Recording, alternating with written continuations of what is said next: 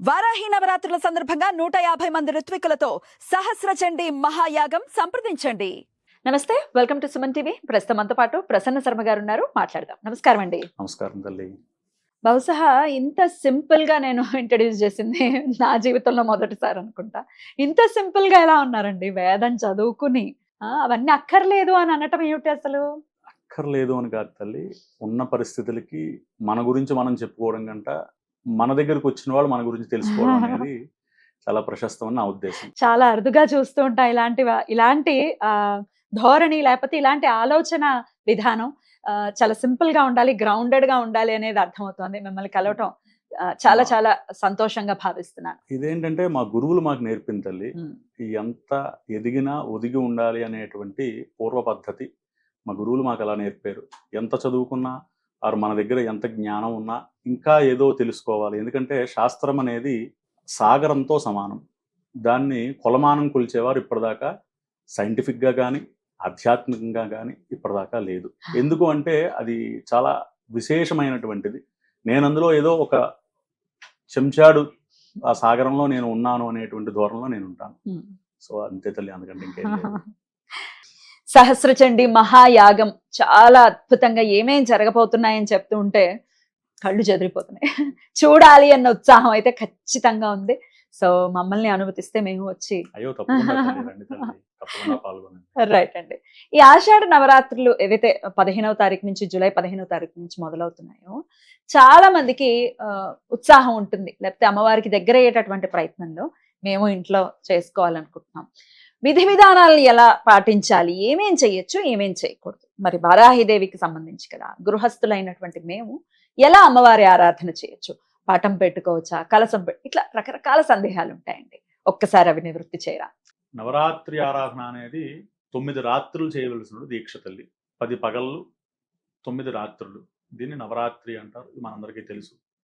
అయితే ఏంటంటే ఈ ఆరాధన, వారాహి అమ్మవారి యొక్క ఆరాధన అన్నింటికంటే కొంచెం విశేషం.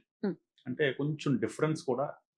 నార్మల్ శరదృతువులో ఉపదేశించి శరదృతువులో పాటించేటువంటి దేవీ నవరాత్రులు కంట ఈ వారాహి నవరాత్రులు కొంచెం విభిన్నంగా ఉంటాయి. అమ్మవారి ఆరాధన అంతా కూడా సూర్యోదయాత్ పూర్వం, అలాగే సూర్యాస్తమయం తర్వాత, అంటే రాత్రి కాలంలో మాత్రమే దీన్ని ఆరాధన చేస్తే సర్వశ్రేయోదాయకం, అంటే చాలా విశేష ఫలితాలు పొందుతారు. ఇది రాత్రి ఆరాధన చేసేం కదా అనుకుంటే ఉదయం కూడా ఆరాధన చెయ్యాలి, కానీ విశేష ఆరాధన అనేది రాత్రి. నివేదనలు కానివ్వండి, పూజలు కానివ్వండి, ఇవన్నీ కూడా రాత్రి చేసుకోదగ్గవి. ఈ విశేషం.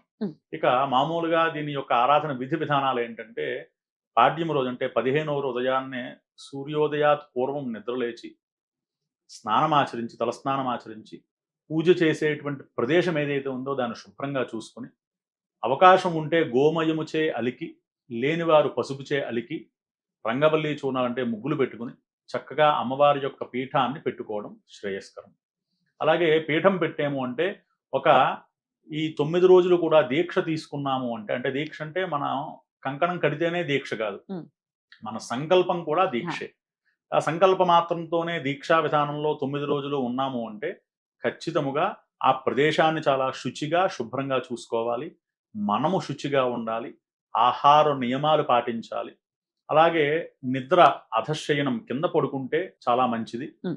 ఇటువంటిది ఉదయాన్నే సూర్యోదయాత్ పూర్వం నిద్రలేచి ఆ పూజాస్థలాన్ని రెడీ చేసుకుని, సూర్యోదయం కాకుండానే బ్రాహ్మీ ముహూర్తంలో కలశస్థాపన చేసుకుని, అమ్మవారి యొక్క ప్రతిమ కానీ లేదంటే మీరు చెప్పినట్టు పటము కానీ ఏదున్నా అక్కడ పెట్టుకుని, అవకాశం ఉన్నవారు ఒక బ్రాహ్మణులను పిలిచి మండపారాధన చేయించండి. ఎందుకంటే కలశస్థాపన చేస్తున్నాము అంటే అమ్మవారి యొక్క పరివార దేవతలు ఉంటారు.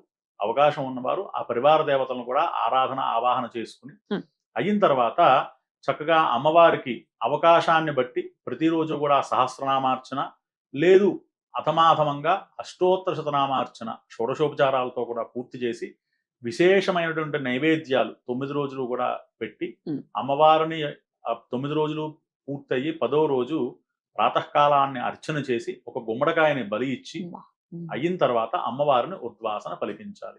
ఇది చేయడం వల్ల ఏంటయ్యా అంటే మీ చేత్తో మీరు చేసుకున్న ఫలితం ఒకటి, 2 అమ్మవారి యొక్క చెంతని, అంటే అమ్మవారి దగ్గరగా మీరు 9 రోజులు గడిపేటువంటి పరిస్థితి. ఈ దీక్షలో అనేది మన శాస్త్రంలో ఎందుకు పెట్టారు అంటే భగవంతుడికి చాలా అత్యంత సన్నిహితంగా ఇన్ని రోజుల పాటు ఉంటే మన మైండ్ సెట్, అలాగే మన చుట్టూ ఉండేటువంటి ఆరా, మన చుట్టూ మన గృహంలో ఉండేటువంటి కాస్మిక్ ఎనర్జీ, ఇవన్నీ కూడా మనకు అనుకూలంగా తయారయ్యి మనకి అమ్మవారి యొక్క అనుగ్రహం కలగాలి. ఇది అమ్మవారే కాదు, ఎవరి దీక్ష అయినా సరే. సాధారణంగా అయ్యప్ప దీక్ష చూస్తూ ఉంటాం, భవానీ దీక్ష చూస్తూ ఉంటాం, శివమాల చూస్తూ ఉంటాం, విష్ణుమాల చూస్తున్నాం.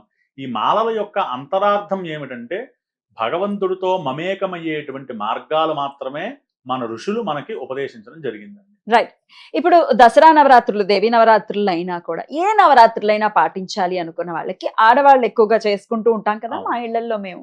అయితే మాకు ఈ సంశయం ఉంటుంది, అయ్యో ఋతుక్రమం వచ్చే పరిస్థితి ఉంది, సరే మధ్యలో 3 రోజులు, ఆఖరి 3 రోజులు, మొదటి 3 రోజులు, లేకపోతే 5 రోజుల్లో చేయొచ్చా అని వాళ్ళు అడుగుతారండి. దానికి మీ సమాధానం? చేయొచ్చండి, తప్పకుండా. దీక్ష అనేది నియమం మనం పెట్టుకోవాలి. ఇది ఏకాహ్నికమా అంటే ఒక పగల, అలాగే త్రయాహ్నికమా 3 రోజుల, త్రిరాత్రమా అంటే 3 రాత్రుల, పాంచాహ్నికమా 5 రోజుల, అలాగే సప్తాహ్నికమా 7 రోజుల, నవాహ్నికమా 9 రోజుల. ఇది మనం మన యొక్క అనుకూలతలను బట్టి మనం నిర్దేశించుకుని దాన్ని దీక్షాబద్ధంగా ఉండాలి. అద్భుతం. మనకు తెలుస్తుంది కదా మన పరిస్థితి ఏమిటి అనేది మనకు తెలుస్తుంది కాబట్టి మొదటే డిసైడ్ అయ్యి అమ్మవారికి ముందే చెప్పాలి. మనం సింపుల్ గా చెప్పాలి అని తప్పకుండా చెప్పాలి. అయితే ఇందులో ఋతుక్రమం అయ్యేటువంటి పరిస్థితి ఉంది అంటే భార్యాభర్తల యొక్క కోఆర్డినేషన్ తో కలశ స్థాపన చేసినా, మధ్యలో వీరికి ఆటంకం వచ్చినా భర్త దాన్ని కంప్లీట్ పూర్తి చేసే పరిస్థితి ఉంది అంటే మధ్యలో ఆటంకం వచ్చిందంటే 4 రోజులు భర్త చేసే పరిస్థితి ఉంది అనుకుంటే వారు ఆ 4 రోజుల తర్వాత దాని మళ్ళీ కంటిన్యూ చేసి మరలా ఇద్దరూ కలిపి దాన్ని ఉద్వాసన అనేది చెప్పచ్చు. మీరు ఈ టాపిక్ అన్నారు కాబట్టి నేను ఈ ప్రశ్న అడుగుతున్నాను. పూజ చేసుకోవాలి అని చాలా చాలా చాలా ఇష్టంతో, చాలా ప్రేమతో, ఏం తెలుసు మంత్రాలు తెలుసా తెలీదా అవన్నీ పక్కన పెట్టేద్దాం, అమ్మవారికి దగ్గర అవ్వాలి అంతే. అమ్మవారికి మేము ఏదో మాకు తోచింది మేము చెయ్యాలి అన్న ఉద్దేశంతో ఆడవాళ్ళు చేసుకుంటూ ఉంటారు. అయితే ఇంట్లో నువ్వు అస్తమానం ఈ పూజలను మొదలు పెడుతున్నావు అని కొంతమంది ఇళ్లలో ఈ పరిస్థితి ఉంటుంది. భర్త అనుమతి పూజ చేసుకునే విషయంలో ఎంత అవసరం? భర్త అనుమతి అంటే తల్లి, పూజ నిర్దిష్టం అనేది ఎవరికి వారి స్వతంత్రంగా తీసుకునేటువంటి నిర్ణయాలు. ఇవి పెద్ద కార్యక్రమాలు అంటే హోమ యజ్ఞ యాగాది క్రతువులు చేయాలి అంటే భర్త చేయాలన్నా భార్య అనుమతి కావాలి, భార్య చేయాలన్నా భర్త అనుమతి కావాలి. అయితే అందుకనే ధర్మేచ అర్థేచ కామేచ త్వయైష నాతిచరితవ్యాహ, ధర్మమైనటువంటి మార్గాలు అంటే భగవద్ ఆరాధన, దానము, ధర్మము, అర్థేచ అలాగే డబ్బు, కామేచ కోరికలు తీర్చుకోవడం. కోరికలు అంటే శరీర కామ్యాలు మాత్రమే కాదు, మనం సంకల్పం చేసేటువంటి ప్రతిదీ కామ్యమే అవుతుంది. మోక్షేచ మోక్ష మార్గంలో చేసేటువంటి పెద్ద పెద్ద యజ్ఞయాగాది క్రతువులు, పెద్ద పెద్ద హోమాలు, ఇటువంటి వాటి ఎప్పుడు కూడా భర్త చేస్తే భార్య లేకుండా కంప్లీట్ అవ్వదండి. ఎందుకంటే ఆయన అక్షతలు పట్టుకోవాలి, ఇప్పుడు చేతిలో నీరు వేయాలి, ఇద్దరు కలిపి మాత్రమే కరిష్యే అని సంకల్పం చెప్పుకోవాలి. కాబట్టి నిత్యార్చన వేరు, ఇటువంటి పెద్ద పెద్ద కార్యక్రమాలు వేరు. నిత్యార్చనలో ఎవరి భాగం వారిది. ఇప్పుడు నేను ఇంట్లో కూర్చొని నిత్యార్చన చేస్తూ ఉన్నాను, నా నిత్యార్చన పూర్తి అయిపోయింది, నా భార్య ఇంట్లో పనులన్నీ చేసుకుని మరలా నిత్యార్చన చేయడానికి వచ్చింది, మరలా తను వేరే దీపం కూడా పెట్టుకోవచ్చు, మరలా వేరేసారి ఇంకొకసారి ఆరాధన కూడా చేయవచ్చు. ఇటువంటిప్పుడు మీరు అడిగినటువంటి సంశయానికి ఏంటంటే, ఇంట్లో చేసుకునేటువంటి పూజలకి భార్య భర్త యొక్క నిర్ణయం కానీ లేదంటే అనుజ్ఞ కానీ తీసుకోవలసిన అవసరం లేదు. ఆయనకి ఇష్టం లేకపోయినా కూడా చేయొచ్చు. కానీ ఇక్కడ మన ఋషులు ఎంత అద్భుతమైనటువంటి ఫలితాన్ని ఇచ్చారంటే, భర్త లేకపోయినా భార్య చేసినటువంటి పూజలో సగం ఫలితం ఆయనకు వెళ్ళిపోతుంది. అలాగే భర్త భార్య లేకుండా చేసిన అంటే దేవాలయానికి వెళ్ళినా, ఇటువంటి నిత్యార్చనలు చేసినా ఆ సక ఫలితం. ఎందుకంటే అందుకనే అర్ధనారీశ్వర తత్వం ఇదేనండి. అలాగే మనకి పార్వతీ పరమేశ్వరులే దీనికి మనకు ఉదాహరణ. కాబట్టి అటువంటి ఆజ్ఞలేమీ తీసుకోని అవసరం లేదు. పూర్వ సువాసనలు కూడా ఈ పూజలు చేసుకోవచ్చా? అంటే నవరాత్రులు చేయొచ్చా? పూర్వ సువాసనలు నవరాత్రులు చేయొచ్చా?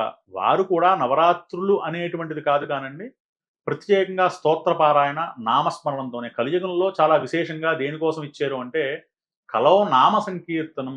కలియుగంలో నామ సంకీర్తనకి చాలా విశేష ఫలితం ఉంది. అంటే సువాసనలు మాత్రమే ఎందుకు చేయాలి అంటే, అమ్మవారికి ఖచ్చితంగా అంటే స్త్రీ దేవత ఆరాధన చేసేటప్పుడు ఖచ్చితంగా ఉపయోగించే ద్రవ్యాలు ఒక 3 ఉన్నాయి. అందులో హరిద్రము, కుంకుము, అలాగే పుష్పాలు. ఈ 3 ఆరాధన చేసేటువంటి క్రమంలో తప్పకుండా మనం అక్కడ స్వామికి అమ్మవారికి సమర్పించాలి. ఇదే రుద్రార్చన చేస్తే పూర్వ సువాసనలు కూడా చేయొచ్చు. Hmm. ఎందుకంటే శివుడికి ఇవేవి పని లేదు. Hmm. భస్మము, బిల్వము, ఉదకము, Hmm. కాబట్టి ఆయనకి ఇబ్బంది లేదు. కానీ అమ్మవారి దగ్గరికి వచ్చేసరికి ఏంటంటే ఇది కొంచెం ఇబ్బంది కలిగేటువంటి పరిస్థితి పూర్వ సువాసనలకి. Right. Huh. వారు పూర్తిగా నామస్మరణతో వారిని ఆరాధన చేయొచ్చు. 9 రోజులు కూడా. ఈ 9 రోజులు మరి మేము పూజ చేసుకుంటున్నాం కదా, ప్రతినిత్యం తలస్నానాలు చేయటం ఇవన్నీ చేయాల్సి ఉంటుంది. దీక్ష అనేది ఎప్పుడైతే ప్రారంభం చేస్తారో Hmm. దీక్ష ప్రారంభంలో మాత్రమే మీ శరీరానికి పూర్తి అయినటువంటి శుద్ధి. Hmm. తర్వాత ఎప్పుడైతే దీక్షాధారణ కంకణం కట్టేసుకున్నారో మీరు ఆటోమేటిక్ గా మీరు చేయవలసినటువంటి బ్రహ్మచర్యం, అధశయనం, అలాగే ఆహార నియమాలు ఏకభుక్తంలోకి వచ్చేసారు కాబట్టి మీ శరీరం మీ ఆధీనంలోకి వచ్చేస్తుంది. తలస్నానం ఎందుకోసం చేయాలి? అప్పటిదాకా మీరు చాలా పాపకర్మలు, ముట్టుకోని వారిని ముట్టుకోవడం ఇవన్నీ జరుగుతాయి కాబట్టి తలస్నానాలు ఇత్యాది క్రతువులు. ఎప్పుడైతే దీక్షలోకి వచ్చేసారో ఇవన్నీ ఉండవు కాబట్టి రోజు తలస్నానం అనేది అవసరం లేదు. సూతకంలో ఉన్న వాళ్ళు నవరాత్రులు చేయొచ్చా? సూతకంలో ఉన్నవారు చేయడానికి పనికిరాదు. పనికిరాదు. ఇది జాతా శౌచం గాని, మృతా శౌచం గాని, పక్షిణీదారులు కానీ ఎవ్వరూ కూడా చేయడానికి పని చేయదు. జాతా శౌచం శుద్ధి అయిపోయిన తర్వాత 11 రోజులు కంప్లీట్ అవ్వాలి. అయిపోయిన తర్వాత జాతా శౌచం గాని, మృతా శౌచం గాని 11 రోజులు. Hmm. ఇది ఏంటి? దగ్గర వారైతే Hmm. రక్త సంబంధీకులు అయితే మాత్రమే 11 రోజులు అనేది ఉంటుంది. Hmm. ఇక ఇంటి పేర్ల వాళ్ళు ఇత్యాది కొంత దూర బంధువులు అంటే 3 రోజులు పక్షిణీదారులు అంటారు. Hmm. ఖచ్చితంగా 3 రోజులు పాటించాలి. కర్మ చేసిన వాళ్ళకి సంవత్సరం పొడవునా ఉంటుంది కదండి, మరి వాళ్ళు ఇది కర్మ చేసిన వాళ్ళు చేసేటువంటి ఫలితాలు అంటే దీంట్లో శాస్త్రం కొద్ది లోపలికి వెళ్తే అదొక సబ్జెక్ట్ తల్లి. Hmm. అది విశేషం ఏంటంటే పూర్వకాలంలో Hmm. ఈ యొక్క షోడశ కర్మ అంటే 16వ కర్మ మనకందరికీ కూడా పంచదశ కర్మలు అని మనందరికీ తెలుసు. గర్భాధాన సంస్కారం నుంచి వివాహ సంస్కారం వరకు 15 సంస్కారాలు అవి. షోడశ సంస్కారం అనేది 16వది అంత్యేష్టి అంటారు దీన్ని. ఈ అంత్యేష్టి పూర్వం ఎలా జరిగేదంటే ప్రథమ సంస్కారం అంటే ఆ యొక్క శరీరం విడిచిపెట్టి ఆ శరీరం ఉన్నప్పుడు చేసేది ప్రథమ సంస్కారము అంటారు. ఇది 12వ రోజు పూర్తి అయ్యేటువంటి ప్రస్తుతం జరుగుతోంది. 12వ రోజు శపండీకరణం అనేటువంటిది జరుగుతోంది. ఈ శపండీకరణం పూర్వం రోజుల్లో సంవత్సర విమోకంలో ఉండేదండి. ఇది ముందు చేసేవారు కాదా? ముందు చేసేది కాదు. అయితే ఈ శపండీకరణం అంటే ఏంటయ్యా అంటే ప్రేతని పితృదేవతల్లోకి మార్చేటువంటి పరిస్థితి ఈ శపండీకరణం. అప్పటిదాకా మనకి పితామహ ప్రపితామహులు అనేటువంటిది తండ్రి, తాత, ముత్తాత వీరు ముగ్గురు. వీరిని వసు, రుద్ర, ఆదిత్య రూపాలుగా మనం ఎప్పుడు పూజిస్తూ ఉంటాం. వీరు మరణించిన వెంటనే ఆ రూపంలోకి వెళ్ళిపోరండి. సంవత్సర కాలము వైతరణి నది దాటి వారి నిర్ణయం అంటే సుకృతం అంటే నరకంలో ఉన్నారా స్వర్గంలో ఉన్నారా అనేటువంటిది చిత్రగుప్తుడు రాసిన తర్వాత మాత్రమే వీరు పితృశబ్దంలోకి మారతారు. అప్పటిదాకా వీరికి ప్రేత శబ్దము ఉంటుంది. ఇప్పుడు పూర్వకాలంలో ఇలా చేసేటువంటి సమయాల్లో ఈ సంవత్సరంలో చేసేటువంటి కర్తకి ఏమైనా ఇబ్బంది అయితే మొత్తం కర్మ అంతా కూడా పాడైపోయేది. కాబట్టి పూర్వం ఋషులందరూ ఏం చేశారంటే సంవత్సర విమోకంలో చేసేటువంటి శపండీకరణాన్ని 12వ రోజుకు పట్టుకొచ్చేసారండి. అంటే 12వ రోజే వీరు పైనుండేటువంటి పితృదేవతల్లో ప్రపితామహుడైనటువంటి ముత్తాత గారిని పుణ్యలోకాలకి పంపించేస్తున్నారు. వారికి ఇంకా పిండ ప్రదానం ఉండదు. ఇప్పుడు పోయిన తర్వాత వారిని పంపిస్తున్నారు ఎక్కడికి? పితృశబ్దంలోకి పంపించి పితృదేవతలుగా పంపిస్తున్నారు. అంటే పైన ముత్తాత గారు వెళ్ళిపోయి మన తాతగారు పైకి వెళ్తారు. సో మాసికాలు అనేటువంటిది అందుకనే పూర్వకాలంలో ఇవన్నీ నడిచేవి. సంవత్సర విమోకం ప్రేత శబ్దం, ప్రేతకి మామూలుగా మనకి సంవత్సర కాలము, పితృదేవతలకి ఒక రోజు. ఇది మనందరికీ తెలుసు. ఇది మాసికాలలో ఉండేటువంటి సమయంలో ఒక సంవత్సర కాలం పూర్తవ్వాలి కాబట్టి ప్రేతకి అంధత్వ, బధిరత్వ, మూకత్వ, కాణత్వ, పైశాచిక బాధలు అనేటువంటివి చాలా ఉంటాయండి. ఆయనకి ఒక శరీరం, ఒక రూపం ఉండదు. ఆ రూపాన్ని తయారు చేయడానికి మనం చేసేటువంటి క్రతువులన్నీ కూడా ఈ మాసికాలు కానివ్వండి, ఆ 12 రోజులు చేసే నగ్న ప్రచ్ఛాదన, ఆహ్నికాలు, ఇవన్నీ కూడా జరుగుతూ ఉండేవి. అయితే మన ఋషులు దాన్ని తగ్గించేశారు. అయితే చేసేటువంటి క్రతువును ఆపలేదు.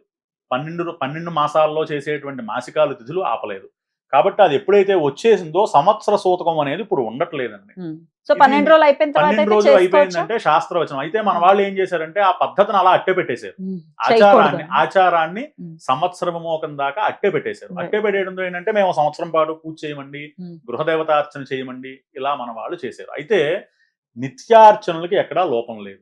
పెద్ద పెద్ద కార్యక్రమాలు చేయకూడదు కానీ ఇటువంటి నిత్యార్చనలకి ఇంట్లో ధూపదీప నైవేద్యాలకి ఇబ్బంది లేకుండా చేసుకోవచ్చు. రైట్. ఈ నవరాత్రులు కూడా చేసుకోవచ్చు అయితే. ఖచ్చితంగా చేయవచ్చు. రైట్. అయితే ఇంట్లో చేసుకునే ఒకవేళ మాకు ఆ పద్ధతి తెలీదు, లేకపోతే మేము చేసుకోలేం, ఏ కారణమైనా అవనివ్వండి, సహస్రచండీ మహాయాగం జరుగుతోంది కాబట్టి ఖచ్చితంగా మీరు నేరుగా వచ్చి కూడా పాల్గొనొచ్చు, గోత్రనామాలు ఇచ్చుకుని కూడా పాల్గొనొచ్చు. కాబట్టి స్క్రీన్ మీద కనిపిస్తున్నటువంటి నంబర్కి కాంటాక్ట్ చేసుకోండి, రిజిస్టర్ చేసుకోండి. రైట్ అండి. Thank you so very much. నమస్కారం అండి.